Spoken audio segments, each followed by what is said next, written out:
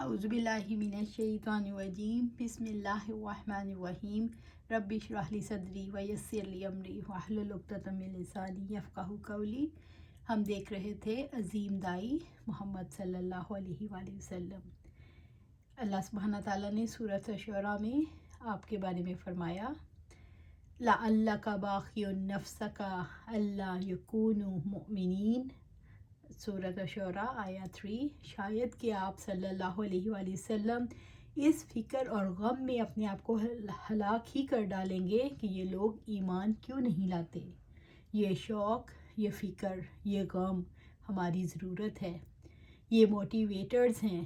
دعوت کا شوق، اللہ تعالیٰ کا پیغام پہنچانے کا شوق، اس کی فکر اور اس کا غم کہ کیوں انسان اپنے آپ کو اللہ تعالیٰ کی آگ سے نہیں بچاتے۔ غم اس بات کا نہیں کہ میری بات نہیں مانتے، اپنی ذات تو بیچ میں ہے ہی نہیں۔ غم اس بات کا ہے کہ آگ کی طرف بھاگے چلے جا رہے ہیں اور وہ جو محبت کے لائق ہے اس کی طرف نہیں آتے، محبوب کے نہیں بن جاتے۔ وہ جو خالق ہے، مخلوق کا تعلق تو اسی سے ہونا چاہیے۔ وہ جو رازق ہے، مرزوق کا تعلق تو اسی سے ہونا چاہیے۔ وہ جو مالک ہے، مملوک کا تعلق تو اسی سے ہونا چاہیے، لیکن وہ تعلق بیچ میں سے کوئی کاٹ دیتا ہے۔ ہمارا دشمن شیطان ہے، وہ بہت چوکنا ہے، وہ اپنے مشن میں بہت سٹرونگ ہے۔ اس نے یہ اپنا مشن بنایا ہوا ہے کہ بندوں کو اللہ کا رہنے نہیں دینا، اور نبیوں کا مشن کیا تھا؟ اللہ تعالیٰ کا بن کر رہنا ہے، اللہ تعالیٰ کا ہو کر رہنا ہے۔ اللہ کے رسول صلی اللہ علیہ وآلہ وسلم نے فرمایا تھا بلغوا انی ولو آیتن، مجھ سے پہنچا دو اگرچہ ایک آیت ہی کیوں نہ ہو۔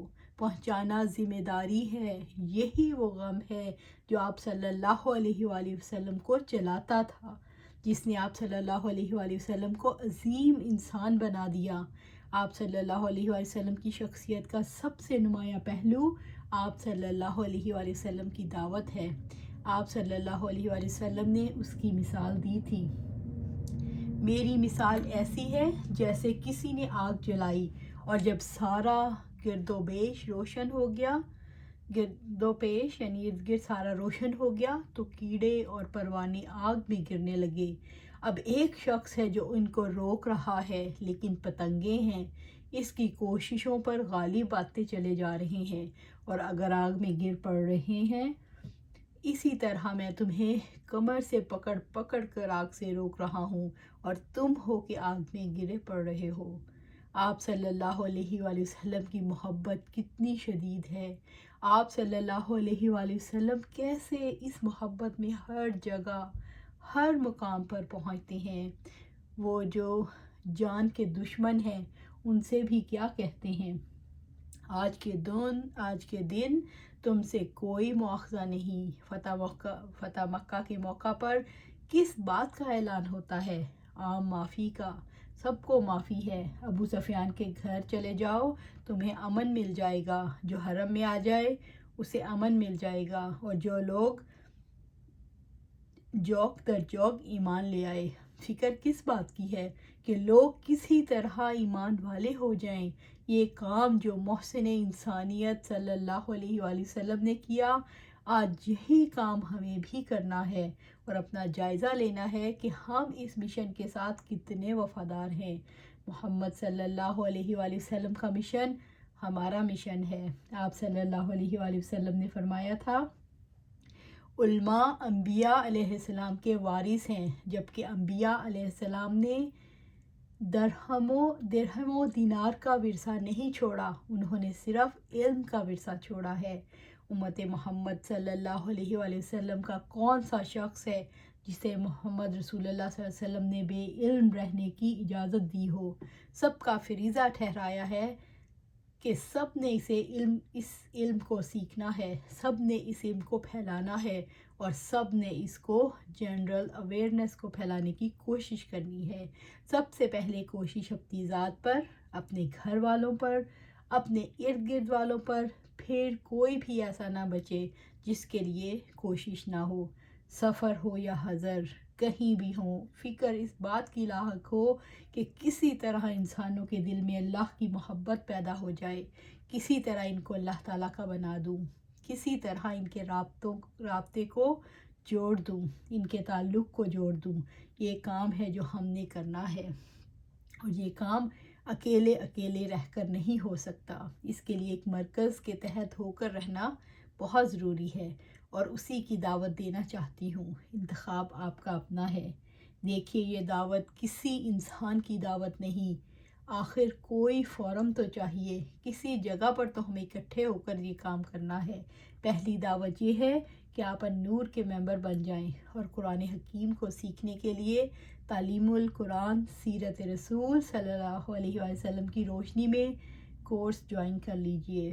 رسول اللہ صلی اللہ علیہ وسلم کی ذات سے ہدایت و رہنمائی حاصل کرنے کے لیے اور قرآن حکیم کے علم میں پختگی اور مہارت پیدا کرنے کے لیے النور انٹرنیشنل کے تحت ہونے والے مختلف شارٹ کورسز کو اپنی سہولت کے مطابق جوائن کریں۔ معاشرے کے ہر فرد کو اللہ کا دین سکھانے کے عزم کے ساتھ النور انٹرنیشنل خواتین، نوجوان بچیوں اور بچوں کے لیے مختلف کورسز کا اہتمام کر رہا ہے۔ ان مواقع سے خود بھی فائدہ اٹھائیں، دوسروں کو دعوت دیں اور اپنے گھروں کے اندر نور کی روشنی جلائیں۔ اگر آپ چاہتے ہوں کہ ایسے دور دراز علاقوں میں جہاں آپ کے رشتہ دار اور تعلق دار ہے وہ قرآن حکیم سیکھنے سے محروم ہیں، تو ان کے لیے آن لائن کلاس کی سہولت موجود ہے۔ اس کے متعلق باقاعدہ معلومات فون سے حاصل کی جا سکتی ہیں۔ یہ سب صرف اللہ کے رسول صلی اللہ علیہ وسلم کے مشن کو پایہ تکمیل پہنچانے کے راستے ہیں، اس لیے کہ رب العزت نے فرمایا، تم وہ بہترین گروہ ہو جسے لوگوں کے لیے نکالا گیا ہے، تم لوگوں کو نیکی کا حکم دیتے ہو اور برائی سے روکتے ہو۔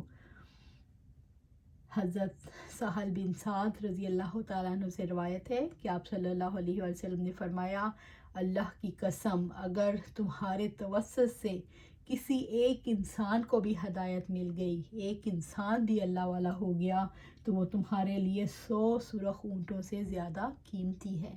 اللہ کے رسول صلی اللہ علیہ وآلہ وسلم نے اللہ کے ساتھ تجارت کی، اللہ تعالیٰ پر ایمان لائے، جان سے جہاد کیا، اللہ تعالیٰ کی علم کو پھیلایا، ایک مرکز قائم کیا، اس مرکز کے تحت مشترکہ جد و جہد کی، دین کے علم کے لیے کوشش کی اور مشن مکمل کر لیا۔ اب یہ دیکھنا ہے کہ میں نے کیا کرنا ہے، یہ کمٹمنٹ کرنا ہے کہ سنت کی اتباع کرنی ہے۔ تو انشاءاللہ ہمیں سوچنا یہ ہے کہ اب میں نے کیا کرنا ہے، کہ میری ذات نے نبی صلی اللہ علیہ وسلم کی ذات کے آئینے میں کیا میں نے نبی صلی اللہ علیہ وسلم کے مشن کو سمجھ لیا، کیا میں نے اس مشن کو اپنا لیا، کیا میں نے دعوت کی حقیقت کو سمجھ لیا، کیا میں نے دین کے علم کو پھیلانے کی کوششیں شروع کی، کیا میں زندگی بھر اس مشن کے ساتھ وابستگی چاہتی ہوں۔ تو اب یہ ہمارا کام ہے کہ ہم نے کس طرح اس کو پھیلانا ہے۔ اور اس لیکچر کے بعد طالبات کے ساتھ کچھ احساسات ہیں، وہ دیکھتے ہیں کیا تھے۔ ایک طالبہ نے کہا، جب اللہ تعالیٰ کی محبت ہوگی تو اللہ تعالیٰ کے دین کو پھیلائیں گے، اس پر عمل کریں گے، دین کے لیے کوششیں کریں گے، اور ہمارا مشن یہی ہے کہ ہم دین کو اللہ کے ہر بندے تک پہنچا دیں۔ ایک اور طالبہ نے کہا، میرا پیغمبر صلی اللہ علیہ وسلم عظیم تر ہے، جب سے یہ نام پڑا ہے اس وقت سے ذہن میں یہ ہلچل پیدا ہو گئی ہے، یہ تو واقعی عظیم، لیکن پتہ نہیں کس کس پہلو سے، پتہ نہیں کیا کیا چیزیں نمایاں ہوں گی۔ اس طرح جب کلام نبوی صلی اللہ علیہ وسلم کی صحبت میں دورہ بخاری کیا تو اس وقت دل میں اتنی خوشی پیدا ہوئی کہ ہم بھی اس قابل ہوئے کہ رسول اللہ صلی اللہ علیہ وسلم کے کلام کی محفل میں جا کر بیٹھیں گے اور کچھ سیکھیں گے۔ اس سے اتنا کچھ پتہ چلا کہ پہلی زندگی ایسا لگتا ہے بیکار ہی گزر گئی۔ حضور پاک صلی اللہ علیہ وسلم کا اسوہ حسنہ کیسا تھا؟ پہلے تو اس کے بارے میں محض سنتے ہی تھے، لیکن یہ جان کر دل میں تڑپ، چاہت اور شدت سے احساس پیدا ہوا کہ کیسے آپ صلی اللہ علیہ وسلم زندگی میں چلتے پھرتے، سوتے جاگتے، ساتھیوں اور بیویوں سے تعلقات کے ساتھ ساتھ تجارت و سیاست کے امور سر انجام دیتے تھے۔ خاص طور پر رسول اللہ صلی اللہ علیہ وسلم کے سیاسی تدبر کے بارے میں اتنا کچھ جان کر مجھے بہت حیرت ہوئی اور شدت سے دل میں یہ خواہش پیدا ہوئی کہ انسان امور سے متعلق افراد کو تو ضرور یہ تعلیم حاصل کرنی چاہیے، ان کو اس بارے میں ضرور علم ہونا چاہیے۔ دوسری بات یہ کہ انشاءاللہ میں اپنے اور اپنی اولاد کے لیے دعا کرتی ہوں، اور ان کی تربیت کے لیے بھی میری یہی کوشش ہے کہ وہ زندگی میں اپنے آپ کو دین کے ساتھ بالکل جوڑ کر رکھیں، اور آپ لوگ بھی اس میں بڑھ چڑھ کر حصہ لیں۔ یقیناً جنت میں جانا ہر دل کی خواہش ہے، لیکن پہنچنا تو مراحل طے کرنے کے بعد ہی ممکن ہوگا۔ اگلی بات یہ کہ مجھے آج احساس ہوا کہ عظیم پیغمبر صلی اللہ علیہ وسلم نے رب العزت کی عظیم ہستی سے ہمارا رابطہ جوڑا۔ آج کے اس پروگرام میں مجھے اتنا کچھ ملا، جیسے انسان کا دل مضبوط ہوتا ہے، انسان ثابت قدم ہوتا ہے، اپنے فیصلے خود کرتا ہے۔ انشاءاللہ دین کی راہ میں وقت، صلاحیت، مال، جتنی بھی قربانیاں دے سکی میں ضرور دوں گی۔ ایک اور طالبہ نے کہا، نبی صلی اللہ علیہ وسلم کی ذات اور میری ذات دونوں کا کوئی کمپیریزن نہیں، کہاں اللہ کے نبی صلی اللہ علیہ وسلم اور کہاں میں، لیکن کوشش اس بات کی کرنی ہے کہ نبی صلی اللہ علیہ وسلم نے اللہ کے ساتھ تجارت کی، اپنی جان اور اپنے بال کے بدلے جنت کا سودا کیا۔ علم حاصل کرنے کے لیے جو چیز مجھے بھی اتنی دور سے یہاں انسٹیٹیوٹ میں کھینچ کر لائی ہے، وہ اسی جنت کا سودا ہی تو ہے۔ 11 گھنٹے کا سفر کر کے صرف جنت ہی نہیں چاہیے، بلکہ جنت میں اللہ کے پاس گھر چاہیے، اسی لیے یہاں موجود ہوں۔ میں چاہتی ہوں کہ اللہ کی رضا کے لیے اور رسول اللہ صلی اللہ علیہ وسلم کے اسوہ پر عمل کرتے ہوئے ان کی راہ میں اپنی ساری صلاحیتیں لگا دوں، جس طرح اللہ کے رسول صلی اللہ علیہ وسلم نے پھیلایا۔ کوشش کرتی ہوں کہ میں بھی اس علم کو دوسروں تک پہنچاؤں، لیکن ابھی کوشش کا حق ادا نہیں ہوتا۔ انشاءاللہ آگے سے آگے پھیلانے کی کوشش کرتی رہوں گی۔ اللہ کے نبی صلی اللہ علیہ وسلم نے ایک مرکز قائم کیا، مجھے بھی اس بات کی بہت خوشی ہو رہی ہے کہ الحمدللہ ہمارا بھی ایک مرکز ہے، جہاں سے ہم نے اللہ کی کتاب کے علم کا یہ نور حاصل کیا اور ہم سب کا نور ہے۔ اس کے تحت جو بھی مشترکہ جدوجہد ہو رہی ہے، انشاءاللہ اللہ تعالیٰ اس میں ہر طرح سے کوشش اور تعاون کرنا ہے۔ دین کے علم کو سیکھنے اور اس کو پھیلانے کی کوشش انشاءاللہ جاری رہے گی۔ مشن تو ابھی مکمل نہیں کیا، گویا ابھی تو مشن کا آغاز ہے۔ اللہ تعالیٰ نے اگر توفیق دی تو ضرور اس کے پیغام کو اور نبی صلی اللہ علیہ وسلم کی اس مشن کو زندگی کے آخری سانس تک نبھاؤں گی انشاءاللہ تعالیٰ۔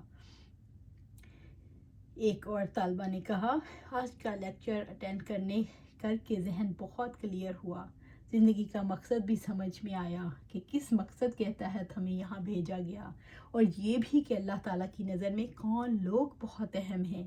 اس بھٹکی ہوئی انسانیت کی انشاءاللہ مل کر مدد کرنا ہے، کو ربانی رہنمائی مہیا کرنی ہے، خود بھی سیدھی راہ پر رہنا ہے، اور انشاءاللہ لوگوں تک بھی اللہ تعالیٰ کا پیغام پہنچانا ہے، اور انشاءاللہ آخری درجے تک کوشش کرنی ہے۔